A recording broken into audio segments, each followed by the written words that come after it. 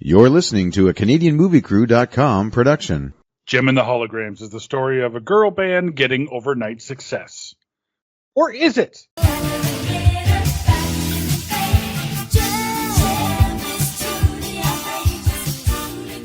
Welcome back to the Oars It Movie Podcast, where we try to find the real story behind the story. I'm Derek. I mean, Mark. And today, taking on, finally, the cinematic disaster that was Gem and the Holograms from 2015. And to help us with this, because, well, the more the merrier, we have Scott White with us. Oh, man. So I need to ask, why this movie? This is just because this seems out of the wheelhouse of movies you've asked me to do before. Well, so why this movie? Let's go back. You asked me to find you a particular episode of a TV show for your Dan Aykroyd podcast. Yes, I did. You asked for the wrong one. And then when I put up the right one, you said, this better be the right one. As if it was my fault. So I thought, and that time you said, also pick a movie for me to be on your show. And I thought, well, fuck you. Well, you did. Welcome to the Holograms. Oh, man. Besides, I had seen this movie before. Yeah, sadly, we did this movie for film studies. I'm convinced because there's there's no other reason I would have watched this before. I don't know why you would have watched this. The only thing I knew about Gem, and this is loosely based on the cartoon that was out, is there was a Family Guy scene where Gem and the Holograms. I was going to say Jen and the Holocaust. No. Save that for your Or Is It? That's a Spielberg film that almost got made. Where Gem and the Holograms was Mayor Adams West's favorite TV show. So that's the only. There's a scene where that episode where he's dating Meg. Ooh. So him and Meg are on bed watching Gem and the Holograms. Well, hang on. Welcome to the show, Aubrey Shea, who is also known as Aubrey Peebles. Stephanie Scott, Haley Kiyoko, Molly Ringwald, who's never been on the show before, Juliette Lewis, and Ryan Guzman. Welcome back to the show, Aurora Perrineau, who was in Truth or Dare. Yes, I knew she looked familiar. Nathan Moore from Geostorm. Oh, sweet mercy. And Steve the Guard, played by Ryan Hansen from Fantasy Island. Oh yes, Ryan Hansen. Yes. Yeah. So we'll be seeing him again, I'm sure. I'm sure we'll be seeing him again. So I assume Scott, you've never seen this movie before. I watched it last night. I was hoping maybe the time change I would like lose an hour of this movie, but I watched the entire thing. No, I didn't even know it existed. I knew about the cartoon, but I didn't even know this movie existed. You can lose an hour. You just skip all the songs in this movie.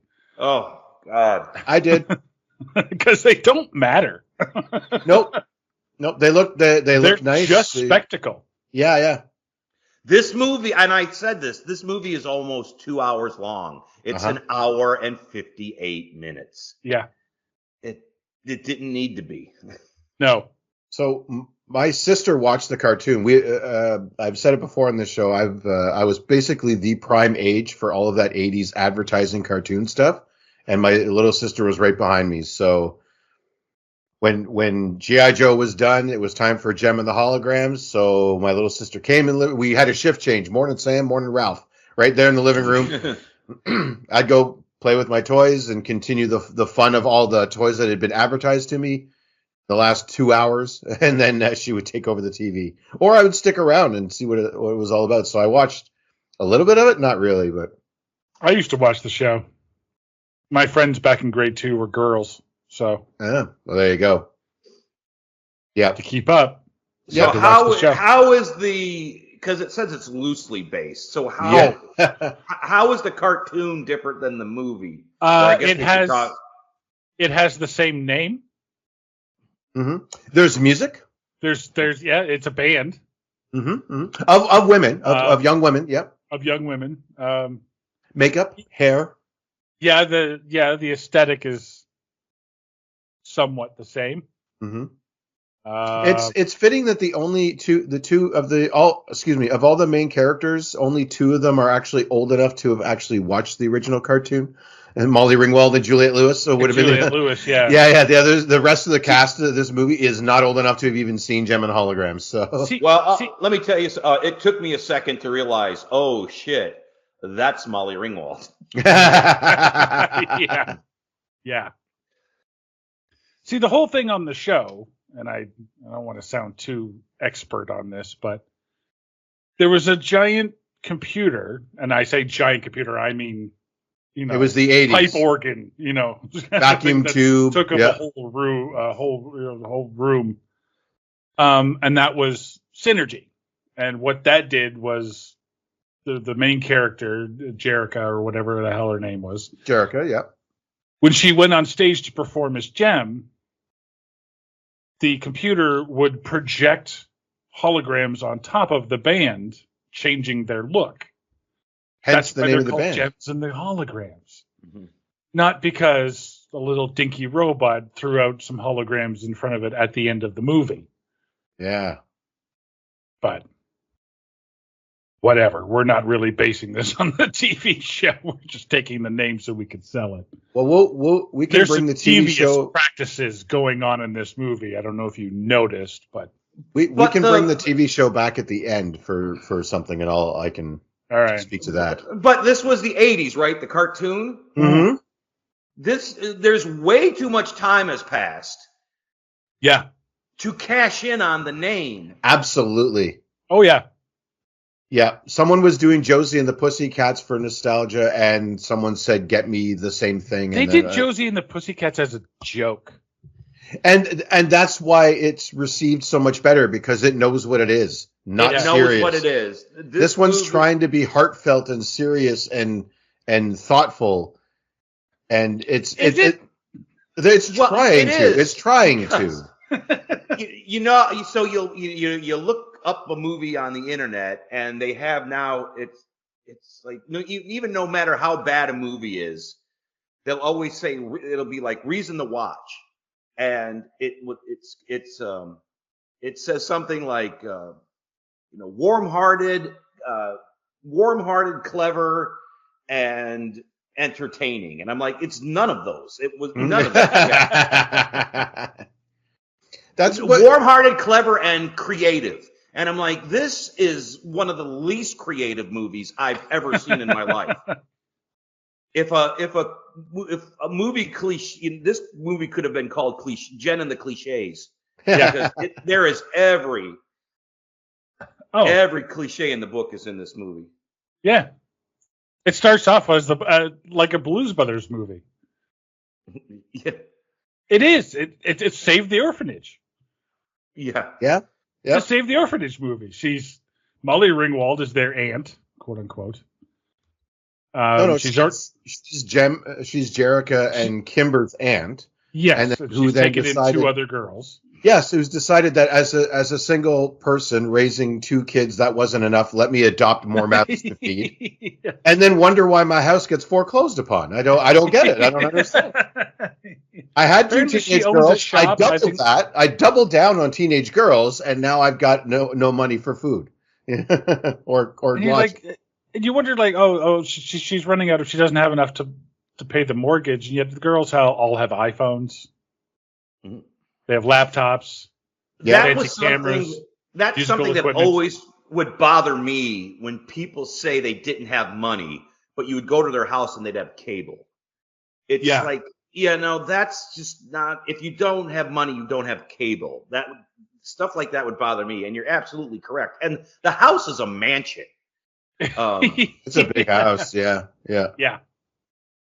And it's just full of stuff. Like there's stuff in every scene. It's just cluttered with stuff. You don't see him at an empty dining room table poring over bills, figuring out what to do. It's like, no, hang on, move these things out of my way so I can get to the things that I want at this moment.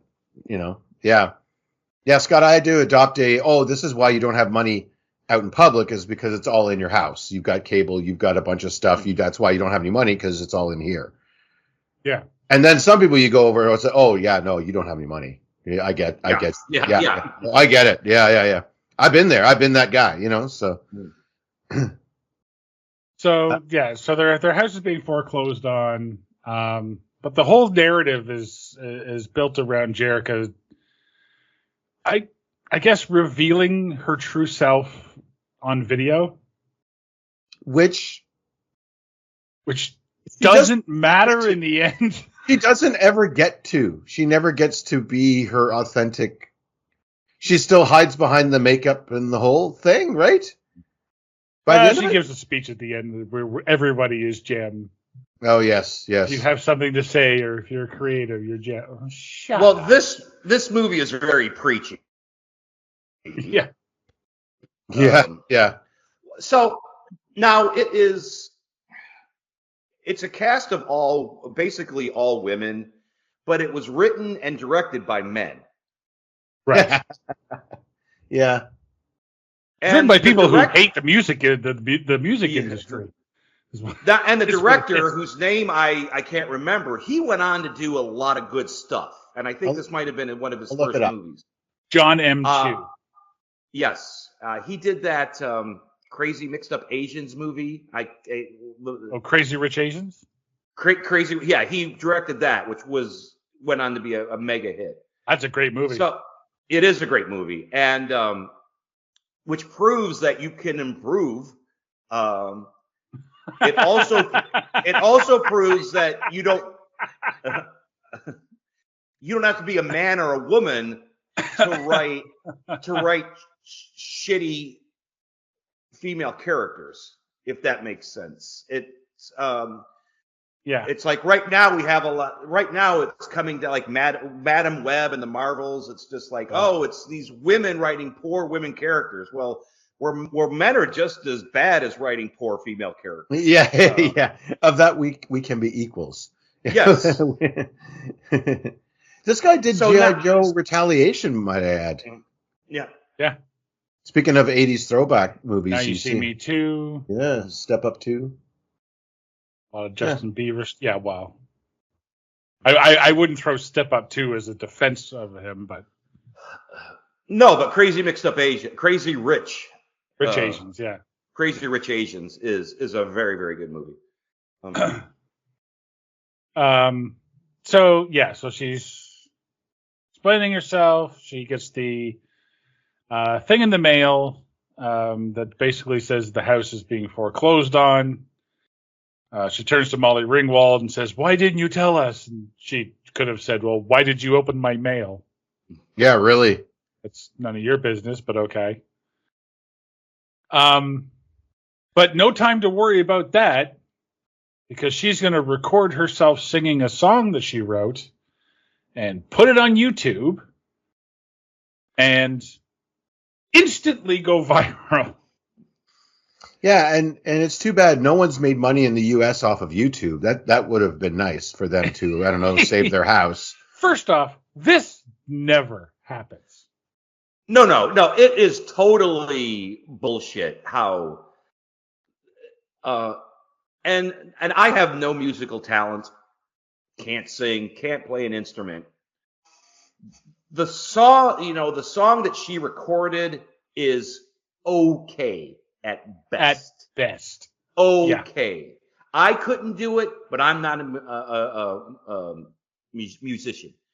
The song is mediocre, okay at best. It's not horrible, it's not terrible, but there is no reason that when that clip went on YouTube, it blew up the internet. None. No. Yeah. She doesn't even share it.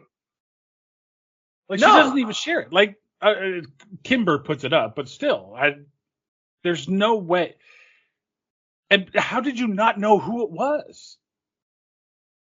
I guess it came from, like, Kimber posted it, but it was on Jerica's account. No, I think, and I don't know their names. The sister. I don't. Yeah. Yeah.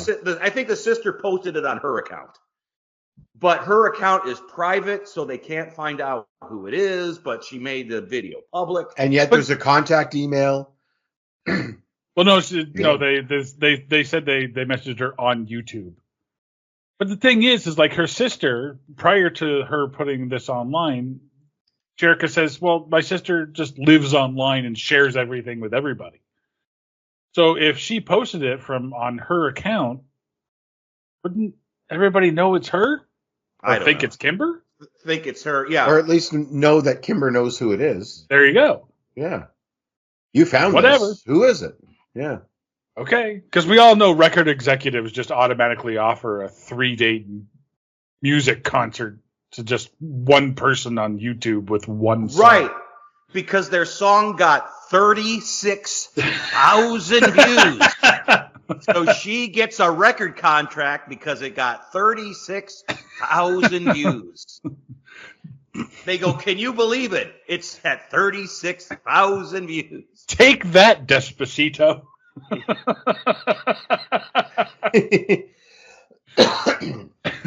36,000. Oh, we got 10,000 people to show up to the concert. That's like almost 1/3 of the internet that showed up, you know.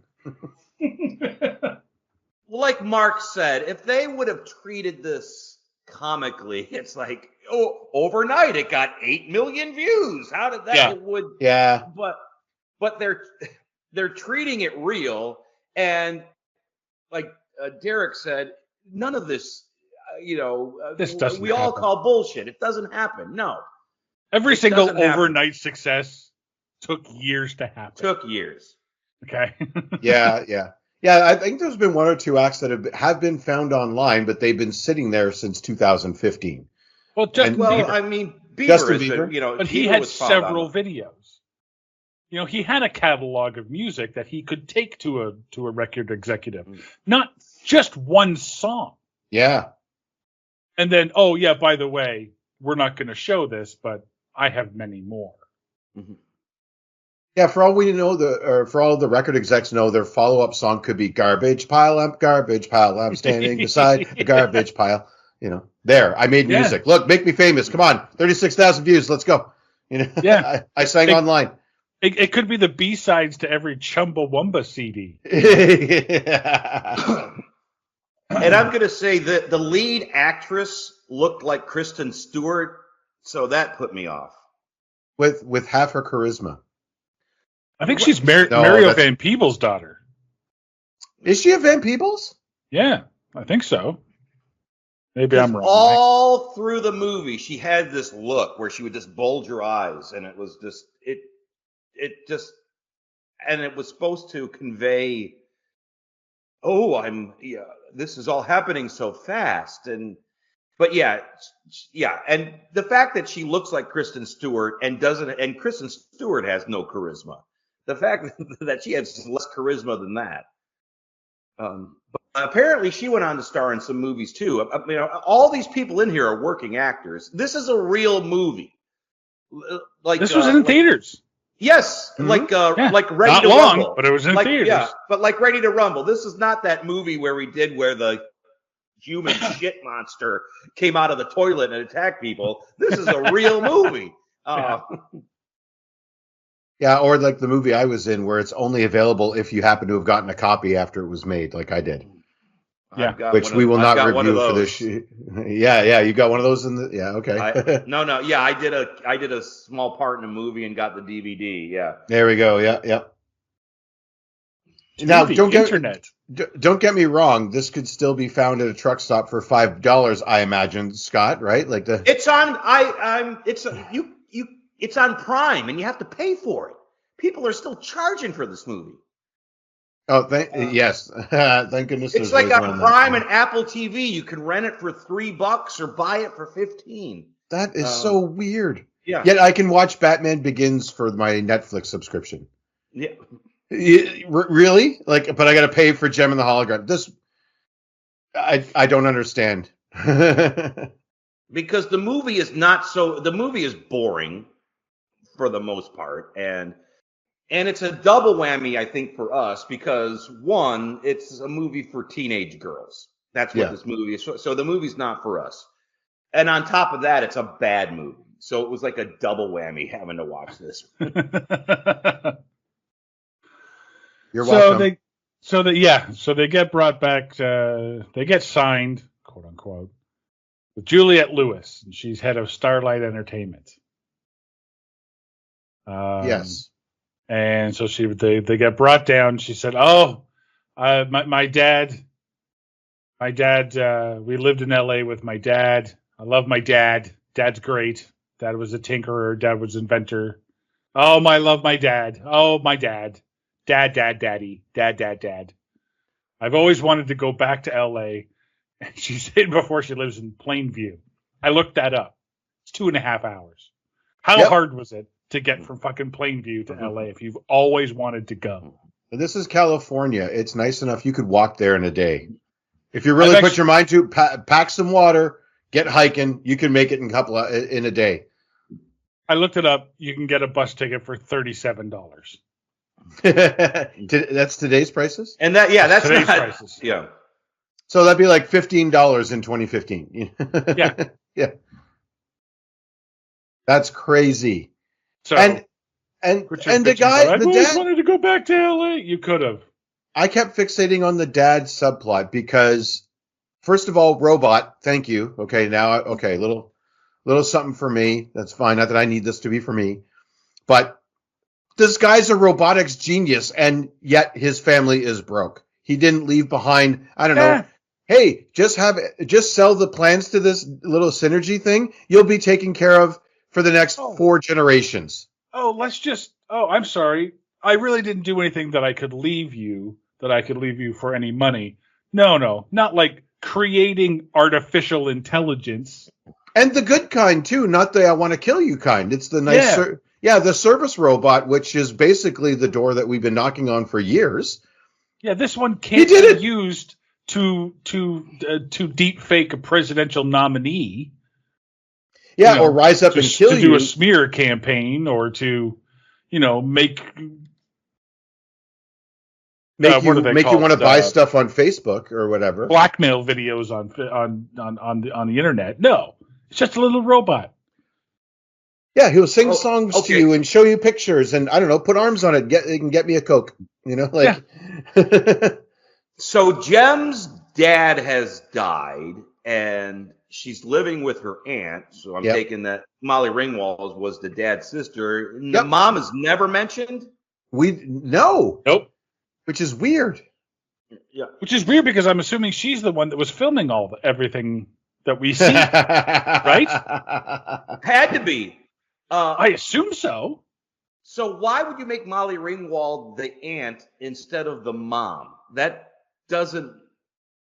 No idea. There would have been a big, stronger connection if she played the mom, and she saw, your father was this, your father was that. Not that a brother-sister bond can't be that. It just seemed like an odd thing to do, and not mention the mother at all. Not even in a passing. Mom left mom got tired of dad trying to invent everything, so mom left us. A line like that. What if they were both taken too soon, and that's why they live with the aunt now? You know what I mean? Yeah. Like a car accident. Yeah. Yeah, I was going to say a car crash-itis. Yeah. Yeah, which would be another cliche for this movie. If you want to be deep and thoughtful, maybe mom couldn't handle it after dad passed. Something. She's in the nut house now or something. I don't know. I don't think this movie needs to go that deep. No. I mean, No. In fact, actually, in the original cartoon, Jerrica was the owner and manager of Starlight Music. Okay. So they could have really skipped to my dad was a big record exec, and now I, as a young 18-year-old, have been bequeathed this music company, and I don't know what I'm doing. Movie starts. Oh, and here comes the evil exec played by. But then we couldn't talk about the water skiing squirrel. Right. My bad. Right.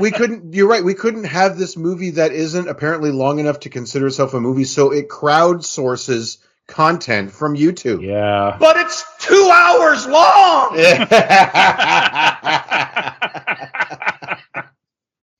I could understand. I know. I've seen enough bad movies where, this is padding to get it to 80 minutes. So it can technically be considered a movie. This movie was an hour and 58 minutes. Bell to bell, yes, it was. Yep. Yeah, and yet they put interstitials of us watching YouTube clips. Yeah. Thankfully, the commercials didn't pop up first, before each one. They'll skip ad button. Yeah. No one's clicking it. You're like, fuck. And not only that, they're showing YouTube clips of people who are more talented than they are. Yes, people who should actually be discovered on the internet. Right. There's an old saying in comedy, never make fun of something that's funnier than you. That's the same principle here. That's right. Never show anything that's better than the product you're trying to put out. It's the same rule applies for movies. Never show a better movie in your movie. If your little shithole has a scene where you're going by a drive-in and they're watching Jaws, you failed. Because you're not Jaws, and you just showed that, and you made people now want to go watch Jaws. So Absolutely. I did the podcast 1941, and in the movie they watched Dumbo. So it's like yes. So they put Dumbo in their movie. Yeah. Never put a better movie in your movie. So they go to LA and they go through the whole. This is the. They go to LA unsupervised, might I add. Not one guardian to be found on their trip. Sorry, Derek. I just had to point that out. That's in my notes. I'm like, wait, what? No adult supervision? Okay. Well, and they're supposed to be teenagers, right? I think so. They're not old enough to be on their own, but they're not so young that they need a babysitter, right? No, they're supposed to be. Jem is 18. Because she mentioned 10 years ago when I moved here, I was 8. Oh, okay. Okay. So Jem is 18, and I think she's the oldest. Yeah, so she's the older of the sister, at least. Yes. So they're all between, I'm guessing, 18 and 16. 15, 16. Kimber would be probably 15, 16, I guess, the younger sister. Okay, so she's just old enough to sign a contract. Yes, I guess that would be important for this movie because she does just that. And apparently we're letting sisters sign contracts for each other? For an underage sister? I don't require a guardian of some kind? Molly Ringwald just signed over the rights to here, you take the 4 girls. I've been raising them for 10 years. Or whatever. Yeah. And so they go through the whole wink wink, isn't the music industry, fake, where Juliette Lewis is the worst person in the world, and apparently nobody knows it. Or can do anything about it. But like some people are like, oh my God, she's brilliant, and all she's doing is just berating people constantly. Yeah. Which she does, the actress does very well, might I add. Oh, she does. If anything, Juliette Lewis is probably the best thing in this movie. Juliette Lewis is the best thing in this movie. Yeah, she does absolutely. a fantastic job. And, Molly Ringwald's an old pro, too. Yeah, their performances. They played the parts they were supposed to play. Like right. The doting homebody aunt versus the high fashionista record executive power person, right? Like yeah. And Lewis makes a great villain, I found. And she knew what movie she was in. Yes, she did. She knew she was basically in Josie and the Pussycats with a lower budget. It's the she was Parker Posey in Josie and the Pussycats. Exactly. Yeah, she's doing her best. Who by the way is the queen of you want mean bitch, you call Parker Posey. That's the yeah. She's the template. Judy Greer right behind her. So I looked it up. So this movie only cost, and this was a Blumhouse movie. So this was an early Blumhouse movie, and their motto is low budget, high return. Yep. This movie was only $5 million to make. And there was no return. And it made half of that. It made $2.5 million. Yeah. Wow. You know how hard it is to lose money on a major motion picture that put out by Universal that only cost $5 million to make? This movie, Universal pulled this movie after 2 weeks. Really? Oh, wow. Yeah. Do you know how bad it has to be? Like, some theaters dropped this movie after 4 days. The theaters decided to just stop showing it. And that happened so often that the Universal decided, we're just going to take this off the market. We're not going to try to run with this. So anyway, they get to LA, they're going through. They get to the house, which they meet up with, what's his name, Rio? Rio, yeah. I wonder who's going to fall in love with Rio. Come on. So in the sorry, I went to Wikipedia for a lot of this. Sorry, we lost Mark there for a second. No, so I'm the one with the poor internet connection. Oh, so it's me. No, I went to Wikipedia for most of this, but in the show, the Holograms, not the band, but the actual technology is so good that Rio is in a weird three-way love triangle where he's in love with both Jerica and Jem, but he doesn't know the difference. He's the Lois Lane in all of that. Yeah. At least they didn't make him this stupid. Yeah. No, they made him. They were the adversary, I should say. I mean, it's standard. Whatever it was standard. He's the friendly enemy. That's, he's the one that starts off, like he's talking down to Jerica, and it's like, well, it's the rock star suite, but it's not really, you guys really don't deserve it or whatever. Blah blah blah. Which they don't. Which they don't. No. But then later on, he lays it on so thick. He's like, well, pink is my favorite color, and I don't see you as Jem. I see you as the girl that we sang Harmony on the beach with. And I'm like, if that sentence doesn't end with a zipper pull sound effect, you're doing this wrong, because he is laying it on so thick. Do we want to tell who Rio is in the movie, or do we want to wait for that? Why? Who is he? That's Juliette Lewis's son. Yes. Yes. They do actually put that out pretty early on. Yeah. There's a weird subplot is this weird control for the record company that only serves to be a Deus Ex Machina at the end. Yeah. This one it does the tropes. The band gets the sudden stardom. They meet the evil record executives. They split up, but I love how the next scene they're back together. It's just like, we're good. Yeah. Yeah. Oh, yeah. No, I have it here. The band overhears Juliette Lewis telling Jerica that they're gonna make her a single act, and they're like, "That's it, I've had it." And I was like, "Yep, up to here. This one thing is enough times." It's the only thing that they've ever Yep. And no. One thing. I'm done.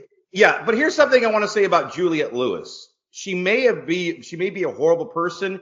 She delivered on everything she promised that she would deliver on.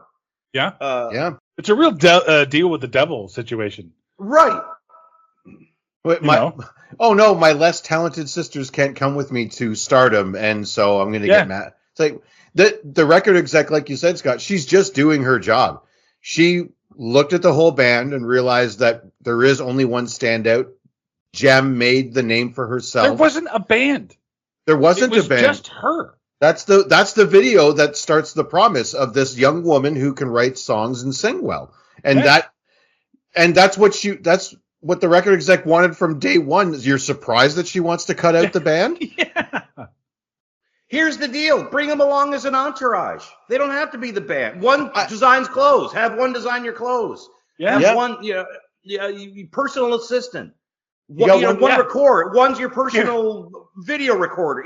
You have a built-in social media manager in Kimber. Exactly. There you go. Boom. There you go. And the tech. You have a tech. We have one's a genius. So what one that can hack that we don't know until the end of the movie.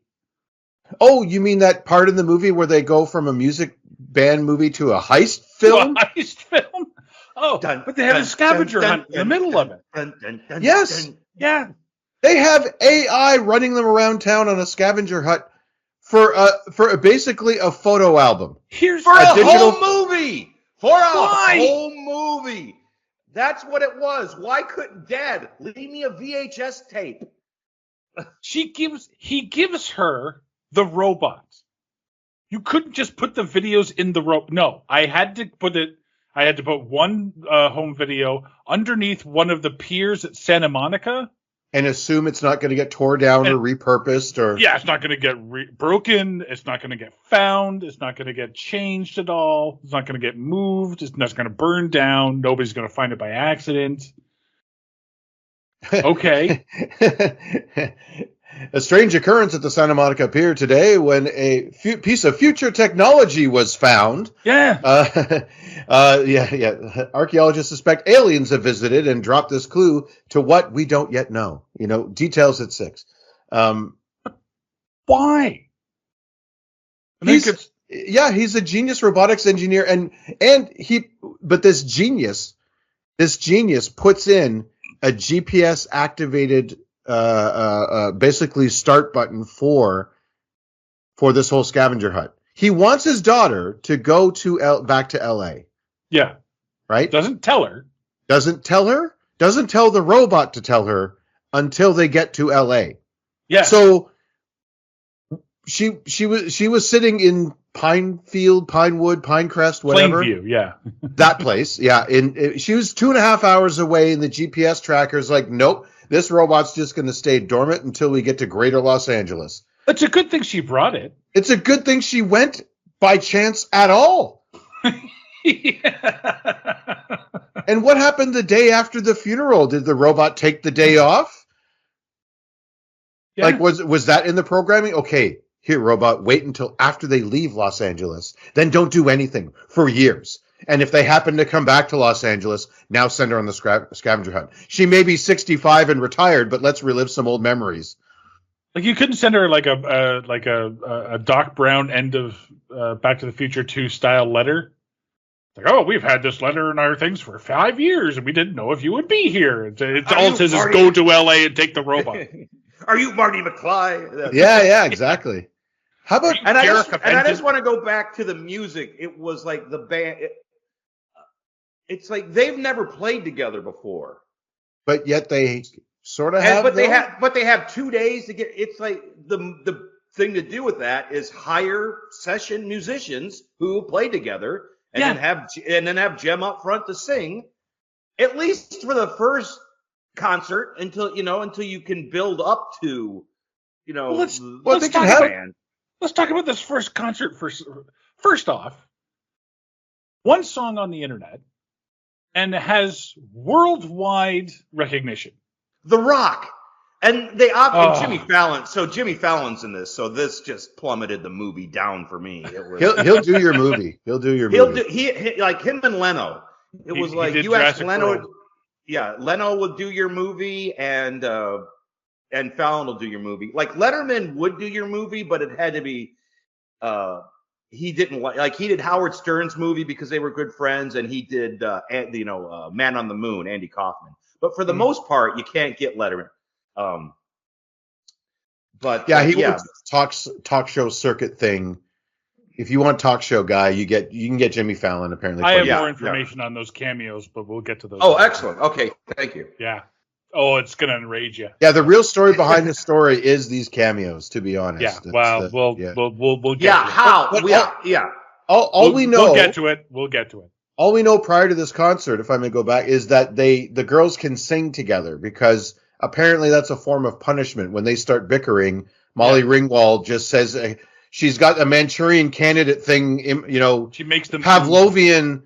She says a command word like they're all the Winter Soldier, and they just hop to and start harmonizing in this song. So we know they can sing together. To your point, Scott, they should have brought in a session band. Maybe have all the girls just sing as as one or whatever, or do their harmony thing. Yeah.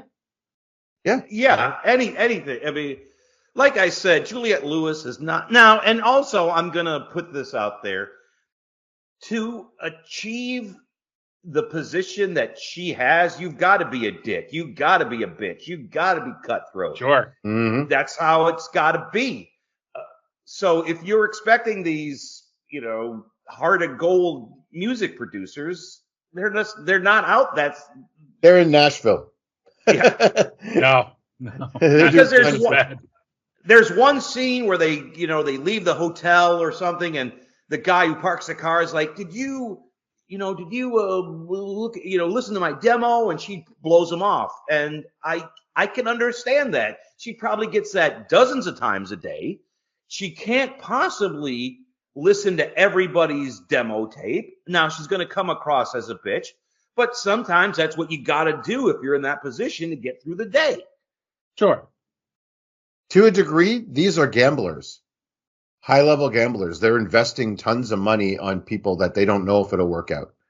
Mm-hmm. They think they see talent, so they put them out there. How will the people respond? Will lots of people respond? Will no one respond? What about the person? Now with social media, you got to build a personality and a presence online. Like she's gambling with the record studio's money on this one-shot wonder. Of course she's got to make some hard choices. Yeah. Like maybe we can't pay all of the holograms. Maybe it's just Jem that we need to make this work. Yeah. So let's get to this first concert because I got a lot to say about this fucking concert. Yes. First off, all of these people are at this concert, and they really don't have any idea if she's any good. One song, right? One song from the internet. You don't know if she can perform live. You don't know how she's going to sound live. I can't see that being a thing.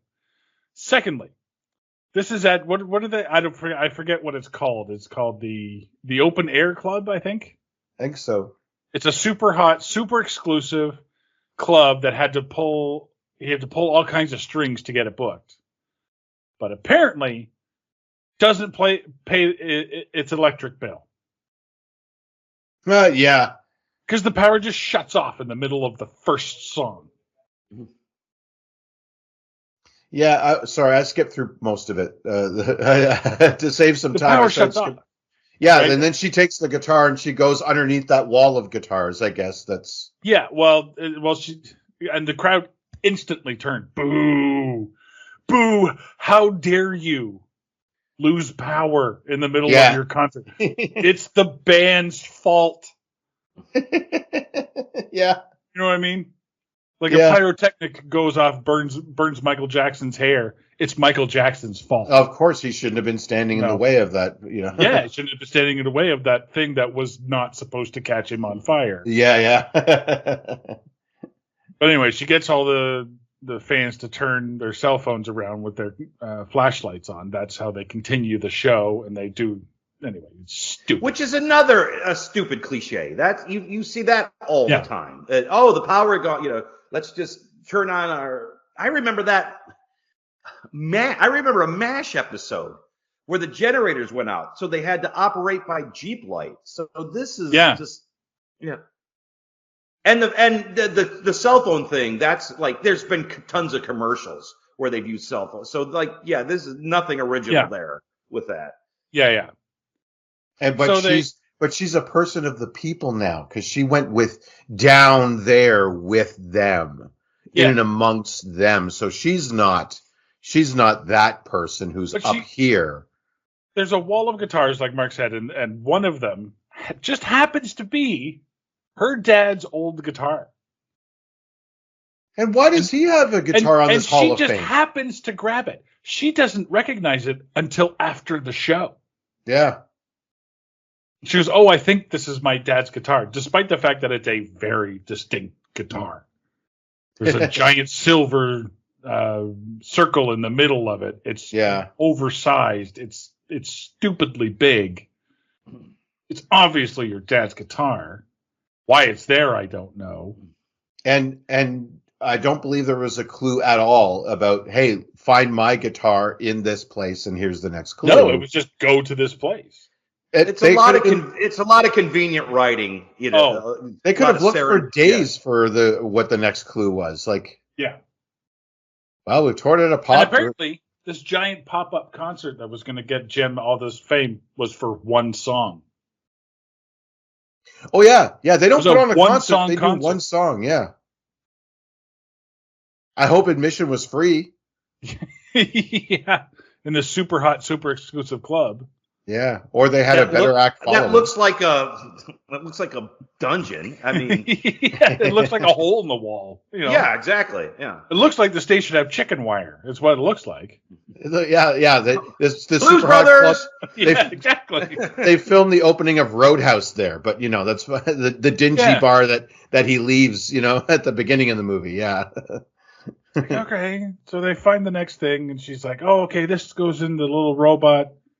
And, there's a piece missing. Darn. Oh, well, let's forget about this for the next 20 minutes. Yeah. Let's just completely ignore the fact that there's still AI. Let's your father set up for you. No kidding. Yeah, this would be my obsession. I wouldn't even care about the music at this point. We're just going to forget all about the scavenger hunt for a few minutes because we got to go break up real quick. But in the meantime, let's remind everyone that Molly Ringwald's in this movie, and we're not going to ask her anything about her brother at all. Yes, thank you. Hey, did my dad ever mention anything about, I don't know, inventing AI? Yeah. Did he capitalize on that at all? Is there someone maybe we could sell? Does he have the plan still to this thing? Like, there's our money problem. Anything else from his shop, maybe? Yeah. Like designs or math that would have led to us recreating this? Yeah, I just want to go on Dragon's Den real quick and just sell this bad boy for... Yeah. Goodbye, Synergy. You're now sold. You know, like... God damn. I have a note here. Jem signs the contract to become a solo act. And under where there's a line to sign her name, and underneath it is her real name, Jerrica Benton. But she signs it Jem. Yeah. Well, that contract's null and void. Yeah. They're not really breaking a contract later. They're just... You didn't sign your real name. You signed a fake name. Sign your name. Spider-Man. Yeah. Yeah. She should have just wrote a big X. Yeah. That's my mark. Jesus. Or just drew the star. Just draw the star in pink crayon and then there's... Yeah. Now, this, leads to a breakup. The band gets pissed because she's... going to go solo. She turns into Lady Gaga, yeah. But the thing is, okay, I'm doing this to save our house. Mm-hmm. Now, I know that they're young, but it's like, I'm not going to fault her for that. She's doing the right thing for the right reason. And her friends and, her sisters need to acknowledge that. Well, she doesn't even get a chance to explain. She says, let me explain why I do it. And then they're like, no, fuck you. I've had it. We're out. Yeah. Peace out. Good job. Good job, Molly Ringwald. You really talked. But then later on, she goes back to their old house, which still has their name written in cement. I guess so. Yeah. Because that's what new homeowners do, is keep all the old shit from the old tenants. Yeah, exactly. 10 years ago. Yeah, and because, we hate you, but you came to this house, so we all know, so that we forgive you. And why? Here's what they were fighting over. Okay, we had a score, basically. We do these 3 concerts, we get a check, we save the house. Yeah.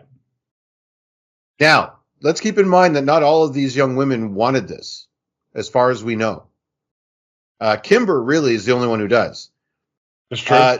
So they're fighting over Jem getting discovered, getting to go make more money, and continue to take care of them. Oh, wait, so I can spend the long hours on the tour bus or backstage or in front of people, or I can just sit home, do nothing, and my sister's going to go out and make all the money for us, and I can go and pursue my dreams as to what I actually want to do. Oh is fucking me, okay? Yeah. Here's what you do: you become a documentary maker. You document. Yeah. Your sister. You document her, and one is a certified genius, but they made her to be the bad girl. It's like, I'm pretty sure with her intelligence, you could be making money for your. She could reverse engineer this robot, if nothing else. She could probably figure it out, and then boom, she could have a scholarship somewhere. It's just. She could start her own school with the money you can make from this AI. Like, I'm trying to judge it, because look, these are teenage girls. Oh, sure. They're not teenaged anybody, boy or girls. They're not fully developed. They have they don't know what's right and wrong at this point. I was an idiot at their age too. I was too, but it's like not me. And I also sort of blame Molly Ringwald. She's sort of this hippie, and like, well, do what you want. It's like, you're a fucking genius. Do something with that. Yeah, your brother was a genius. You've got to be a genius too. You're an entrepreneur owner of something. I don't know what she owns, but what her store clothing is. Store. She had to let some people go or something. Like, yeah. And honestly, what Mark said earlier, you can make money on YouTube. Her little sister has been. I'm sure she has a following. I'm sure she might have some money coming in from YouTube. Yeah. It's like, hit me up on Patreon. Yeah. Patreon subscription. They can do a behind the scenes podcast with, documenting the whole Gem experience. Yeah, absolutely. And she could be a producer. Yeah. Another tangent. So Molly Ringwald apparently owns this store. What store? Do they say? I think it's a clothing store. Yeah. A clothing store. Okay, it's not working. You got to close it. You got to get a real job. I'm sorry. You've got 4 girls at home depending on you. I'm sorry your business didn't make it. You got to close that business. You got to go out. You got to find a job to pay the bills. Yeah, that's life. Or start a more lucrative business. She has to live her own life, Scott. She has to live her own dream. Once you take, she has to live her best life. Well, that's Gem. But Molly, once you take 4 kids in, you don't have a life anymore. I'm sorry. That's it. Yeah, she already had your 2 life. outs. Your life is their life. You have to take care of them. You can't. I'm sorry. You can't follow your dreams if they're not working out. If you have 4 kids to take care of. Absolutely. Yeah. She out of obligation, she's looking after her nieces. That she's being a good sister to those girls. 100%. Yes. But then to double down on that as a single income home is just what? Really? Here's a thought: if you need money to save your house, sell your business. Mm-hmm. Reverse mortgage. I hate to say this, but if this movie was made, I don't know, 5 years later, someone's starting an OnlyFans account. That's how the house gets saved. One or more of those girls. It might be Molly Ringwald on the side doing some stuff. I don't know. It's someone's doing an OnlyFans account. House saved in the first month, though. Anyway. So let's move along a little bit on the plot here. So now, when they're at the house and they get back together, they realize that the last key to the robot is the earrings that Jerica's dad gave to her. Yes. That are now, for some reason, in the possession of Juliette Lewis at Starlight. They show that when they first get to Starlight, she takes them. She says, well, you got to lose those earrings, but don't worry, we'll keep them safe. I guess she knows they're the family heirloom. And so why? Okay, you don't want me to wear my earrings in public as your new superstar. Fine. You don't get to take them. Yeah, why are they locked up in your safe? Why not? Yeah. Isn't there a safe place at the house that you rented for me? I'll put them in my pocket. You fuck off. Yeah. You know what I mean? Yeah, they're mine.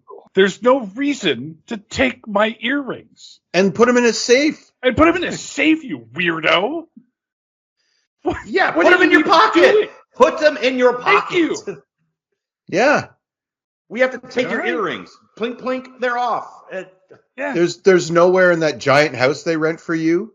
By the way, Not for nothing, but I believe they purposely make a drive over the hill, don't they? And I believe on the other side of that Hollywood sign is where they film a lot of porn. They go to the valley. They go to the valley. I think, yeah, like the record studio is in Hollywood. I think it's supposed to be a diss.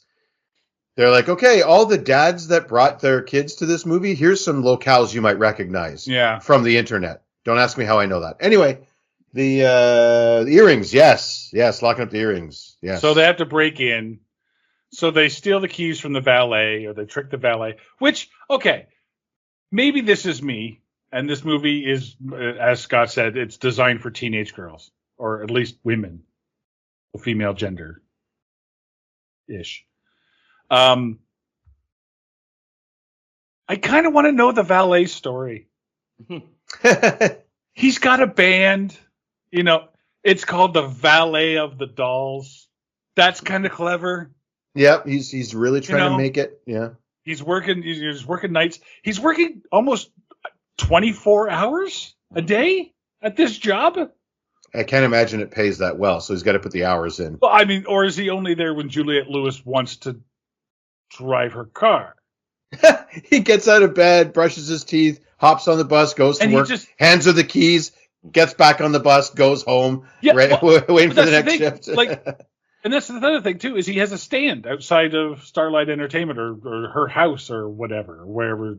I think it's it's one of the recording studios, isn't it, or something? Okay, but he has just a stand. Is that where? Okay, so that's where she keeps her keys.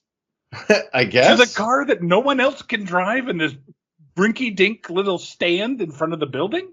I don't understand why they have a valet. I don't. It's so... I want to know more about this valet. Scott, you're from America. Do Americans actually do this? Have outside of their workplace have a valet like this? Yeah. Well, the cart. Yeah, that's standard here, and all the keys are in the cart.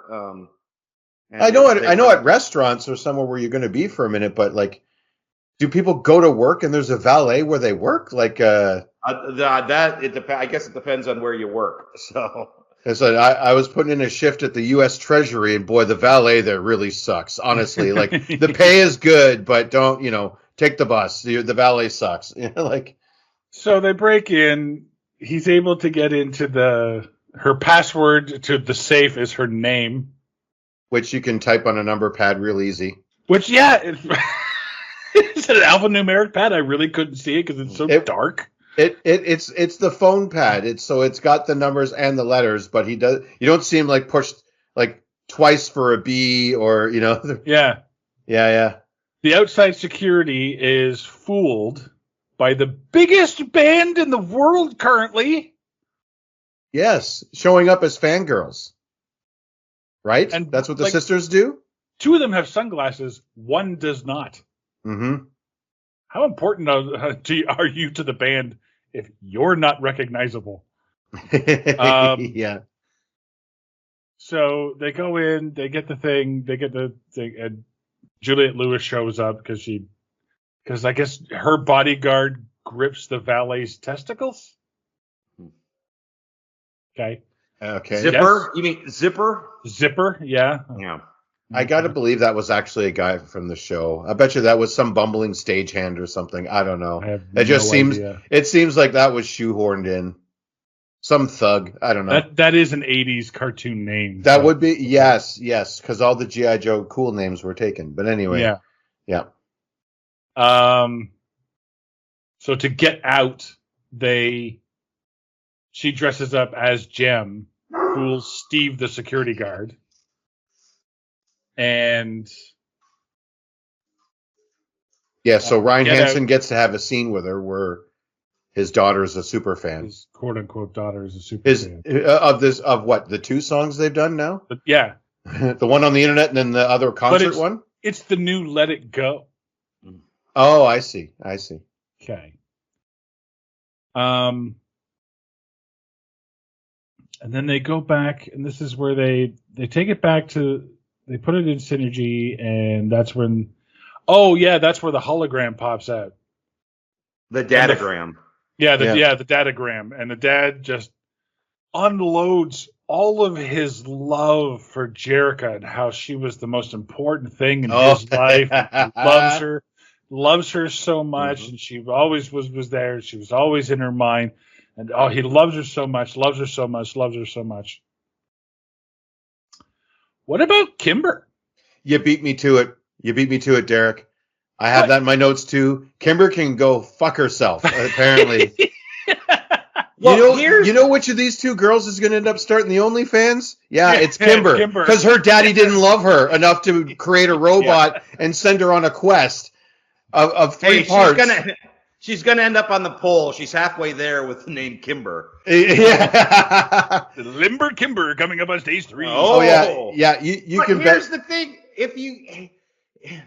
he loves her so much, but why did she have to jump through all these hoops to get all this shit to put it in a robot for him to tell her? Like you said, we don't know. Did he die suddenly? No, he knew he was gonna die. He got something.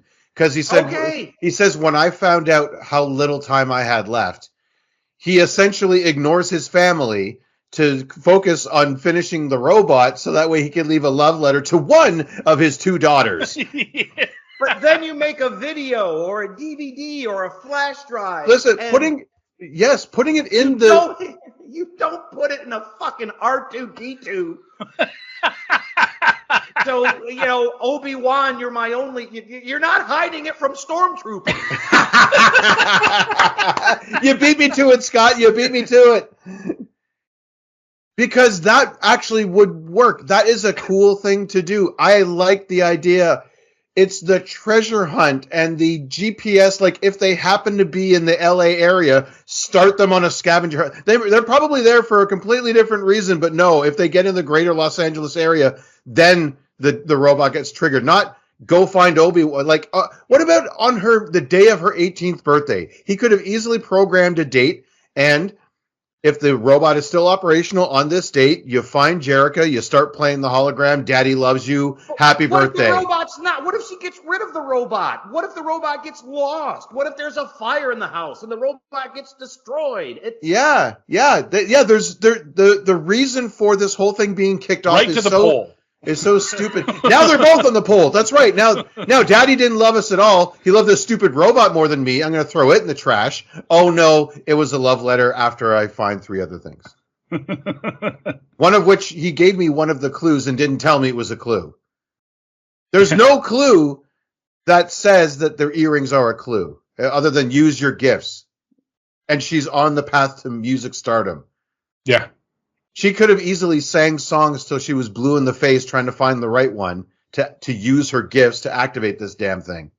When she's just wearing hardware on her ears, might I add. She's wearing USB drives on her ears. Yeah. All right, let's wrap this up.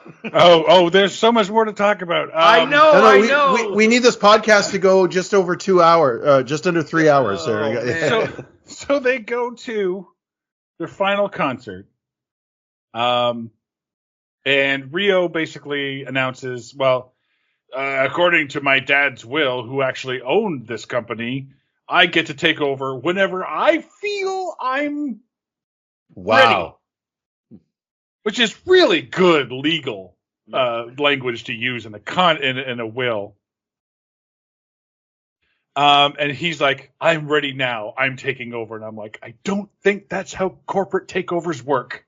No, and if first of all, the mother's like, how can you prove that? Because they stole the will when they stole the earrings. Yeah. And they replaced it with what, magazine? It's like, well, I have the only copy of the will. Flyers. Yeah. Well, first of all, I'm sure there's another will on file somewhere. Yeah. The lawyer must have it. Yeah. Mm-hmm. Okay, so if the wording is, I can take over when I feel I'm ready, she can counter with, I don't think you're ready. I think, and I'm going to psychological tests. You have to go through a psychiatrist. You have to do this. She could gum that up for years. Mm-hmm. Oh, yeah. And cut him off. I get the company when I'm 18. Boom. Done. Yeah. Definite start point. None of this. when I feel that I'm ready, I can take over. When I feel like I'm ready. When I feel I'm ready and I look like I'm in a shaving commercial. Yeah. By the way, yeah. I see you managed to get your shirt off. Thanks. You know what I mean? Like, yeah. When I'm 18, but I look 35. That's the Yeah. Like a healthy 35. But and this is also just before this concert is when she finishes her little video confession. And she goes, well, and then I couldn't have done it without you. And then the 3 band members pop up, and I'm like, have they been sitting beside you the whole time you've been rambling on to this video? And dragging all of their names through the mud and airing the dirty laundry. And yeah. It's like, I really thought Kimber was a bitch here, but God, this one other was a cunt. This one. Well, if you listen, what's his name? Rio? Rio says we can bring Starlight back to its popularity by taking more risks.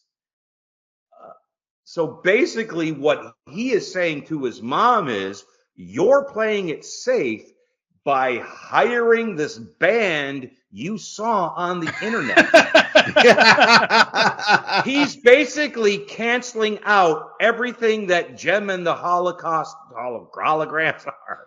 Oh, you're this safe internet sensation, and we can do better if we don't hire you. That's basically what he says to his mom. Yeah, because if I figure, that's a huge chance, in my opinion, absolutely, of taking somebody you saw for 30 seconds on the internet. I mean, well, that's basically what he says. He says we need more artists who just play for the music. We need people who have a passion for it. And I'm like, that's exactly what she fucking did. Yes. She found that diamond in the rough. Now, she turned her into Lady Gaga, sure, but she found somebody. But you know who makes a lot of money? Lady Gaga. Lady fucking Gaga, yeah. She makes a lot of moolah, that one. Yeah. Yeah. And you got to take more risks. So, I don't know, the Taylor Swifts of the world can all go to hell because they're banking billions of dollars at a time. Yeah. That's not what true music's about. Yeah. Having large swaths of fans and making money hand over fist. A concert so popular, they put it in theaters. No one wants that as a musician. Yeah. No one wants no one wants that as a record company either. Yeah, you got to take some risks there. Once you're done counting your money, you go back to, I don't know, some dive bar. Yeah. And so Jem makes her big speech at the concert saying, we are all Jem and blah, blah, blah. And I'm like, I'm just sitting there going, well, if we're all Jem, you guys can take over the concert for me. I got to hit the can. Yeah. I just discovered marijuana. I'll be out back. We're not all Gem. No. We're not all. It's like we're not all Lady Gaga. We're not all Ryan Reynolds. We're not. It's like that's always the speech. It's like we're all the same. No, we're not. No, we're not. That's what makes you good. Yes. Yeah, if we're all Gem, give me the money. I'm Gem too. Give me that paycheck. Yeah. Yeah, give me the robot. Oh, suddenly I'm not Gem anymore, am I? Oh, yeah. okay. Oh, yeah. Oh, I see. Give me your robot because I'm yeah. Gem too. You know what I mean? Like, yeah. Turn into that the Italian pizza place owner from The Simpsons. Yeah. You see how you scum.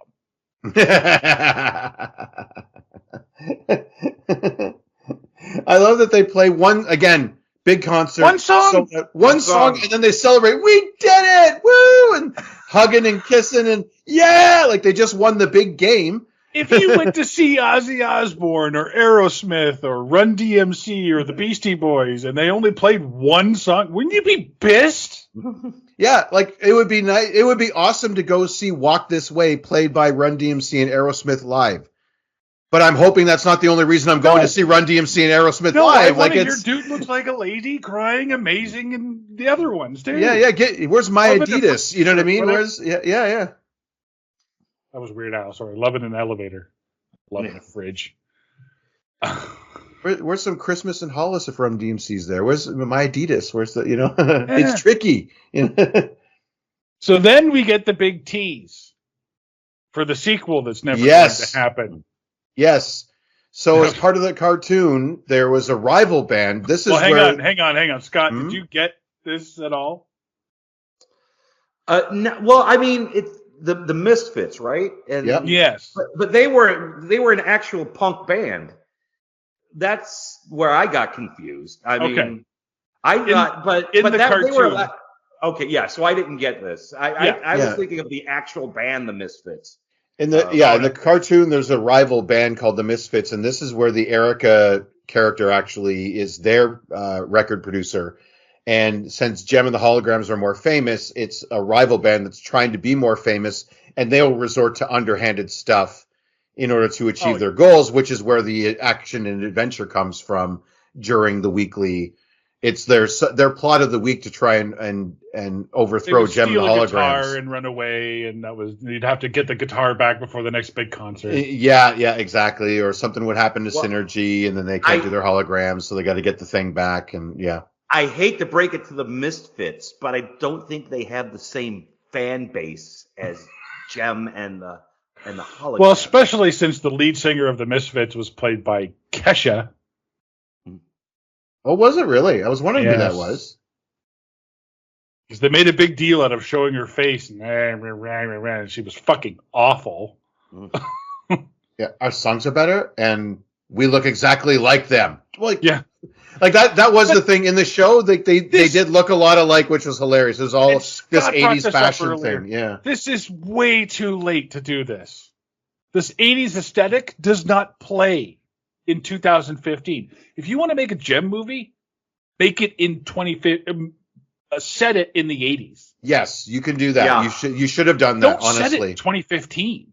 Yeah, no one gives a shit in 2015. Set it in the 80s. Yeah, but you can't do that because the whole fucking thing is about being discovered on the internet. Yeah. Therein lies the problem. Yeah. Well, that's the thing. You could have done an 80s, and then you could have had both bands. You could have had a Battle of the Bands thing going. Yeah, it could have been a bit more Scott Pilgrim, really. It would have been more like the show. It would have been more like the show. Erica would have been the villain from the get-go, not their friend at first. And and the Holograms actually would have had, like, Gem is actually running a business. So she'd be a young woman business mogul / artiste. / Korean deli / laundromat. Yeah. The terrible idea about this is if they use Gem and the Holograms as a recognizable name, the people who are going to come to see it want the cartoon. They don't want what this is. And then the other people who are not going to recognize the name aren't going to come to the movie. So that holds no nostalgia for them. Their target audience would be young women or young people. That's who they're speaking to. Be yourself. It's all the messages of 2015, right? Be yourself. Be creative. Don't, feel good about yourself exactly how you are, which is still being talked about today, of course. But all of those ideas and the people that they want to spread those ideas to weren't alive during. Case in point, your actresses weren't even alive when the cartoon was on. So why use the name Gem and the Holograms? Why not just make your own thing, tell your own story? Then you're not even constricted by having to put on weird 80s gear, weird for 2015, 80s gear in order to retroactively make it relevant to something that's not even relevant to you right now. If you want to be a relevant movie, don't pick old IP like that and try and be for the young people now. Like that's so weird. It's like, okay, you can set it in 2015. Just don't dress them up like the 80s. Yeah. That doesn't make any sense. Yeah. Just do a new thing. Do a new thing. Yeah, make the next Gem of the Holograms, whatever that is. Whatever that means for 2015, make that. Or how about these are their daughters? We see the original band from the 80s. Oh, there we go. These are their daughters in 2015. So what if Molly Ringwald was Kimber? What if Molly Ringwald was Gem? Yeah, maybe she was the original Gem. Yeah. Yeah, then you have a legacy, which I that you can appreciate for sure. That's an even better pitch than mine Or like you said, Derek, set it in the 80s. Just do an 80s throwback movie. Get all the nostalgia. Or here's the best pitch: don't do it at all. Yeah. So Oddly enough, they're 20 years too. They're about 15 years too early for a 1980s or too late for a 1980s nostalgia movie. Yeah. So I bet you saw in the middle of the movie all the little no name, just like the fans of Jem, right? Oh yes, all the little. We'll get into the celebrities at first, but the ones that actually were like nobody's, just there was actually a contest to write into the producers and tell them what you thought of the cartoon. Ah. They turned it around and made it look like they were talking about the new one. Yeah, this band. It pissed a whole lot of them off. Mm-hmm. Wow. As you can probably tell. What, executives lied? Yeah, really, eh? It And they didn't pay him for it either because it was a contest. was a contest. Yeah. None of the celebrity cameos in the film were actually filmed for the movie. Chris Pratt's footage was from an interview about the Lego movie where he mentions, quote unquote, dating his sister's Jem doll. Yes, there we He go. says, we dated for about a week. The footage of Jimmy Fallon and Alicia Keys talking about Jem was actually about the cartoon. They even sing the theme, which appears nowhere in the film. Dwayne Johnson. Because it's Alicia Keys and would have outshone anyone on that stage. Yeah, exactly. Dwayne Johnson's cameo was him talking about Taylor Swift's songs Bad Blood, not Young Blood. So they overdubbed him saying bad with young, making it seem like he was talking about Jem. Wow. I took that from his Instagram. So It's on the internet, so it's public domain, I guess. And did they get sued for that, or did The Rock? I never heard anything out of that, but yeah. I'm kind of surprised The Rock's people didn't, reach out and be like, especially. I really don't think it hit his radar, to be honest. And a 2015 Rock, though, like this is height of his powers. I'm pretty sure. Well, now I don't feel, now that I know that Fallon didn't do this for the movie, I'm going to cut him a little slack that they used it out of context. Good. Yeah. Mark, I still don't like him, but I mean, I can't fault him for that if he'd had nothing to do with it. Yeah. At least he didn't laugh at his own joke. So the director had hopes that if this film were successful, he'd eventually get to make crossover film between this and the Transformers and G.I. Joe franchise. Oh my God! Yes, because it's all Hasbro. They're all Hasbro toys. Gem and the Holograms was Hasbro's answer to Barbie. Yeah, that's what they wanted. They wanted, but like edgier. It's 80s punk band. So Transformers: Rise of the Beast could have had. Oh my God! Gem and the Holograms. A concert scene or something. Don't get me wrong, Juliette Lewis and Molly Ringwald in a Transformers movie, better movie. But Gem and the Holograms in a Transformers movie, I don't know how that works. Plans for this and sequels featuring the Misfits were promptly abandoned. So I just have another funny one here. Audrey Peebles, or Aubrey Shea, as she is now, was unable to reprise her role as Claudia in Sharknado 3: Oh Hell No. Due to her commitments to film this movie. Mm-hmm. And if you've seen Sharknado 3, boy, is she missed. Yeah. Bring back the Shea cut. Gosh, just too bad. So yeah. Tara Reid suffers because of it. Yeah. As always on this show, we try to find the real story behind the story. Mark? I've got two of them. Well, is it a music horror film? I mean, I saw the Blumhouse name at the end, and I thought, that's about right. This was scary to watch. It is a horror film, yeah. This is a horror film. Seeing Blum's name on it, scariest movie of 2015 for me. Yeah, absolutely. Or is it? Sorry, boys. I know I probably covered some of this ground already, but are you kidding me? They have a character that built the closest thing to a droid in the 21st century, and now all we seem to care about is the music career of 4 teenage girls. Where's my R2-D2, says Mark. Where's my little synergy droid getting me a beer? You know what I mean? Like, or showing me Star Wars on a hologram, or telling me my daddy loves me. Scott? I want everybody listening to go to my YouTube page, youtube.com/Scott White Comedian, and like one of my videos 36,000 times. So I can become an overnight sensation. You know what? It's 10 years, so make it 72,000. There we go. Yeah, for inflation. For inflation. That's it. Yes. You know what? Yeah. I want you to get so big from this, Scott, that you can say no to Jimmy Fallon when he invites you on his show. Here's the deal. I know people badmouth Jimmy Fallon, but I would do his show in a second. Oh, yeah, absolutely. I would die if I got that invitation. Stupid. Yeah. Oh yes, Mr. Fallon, you're hilarious. I watch your show every time I watch your show. That's the. I have 3. I said, or is it another vegetarian restaurant? No steaks. Oh, hey. Or is it the story of either the most patient or the most gaslit sister ever? What, Kimber? Kimber, because not only does she get no love from her dad at all, she doesn't care.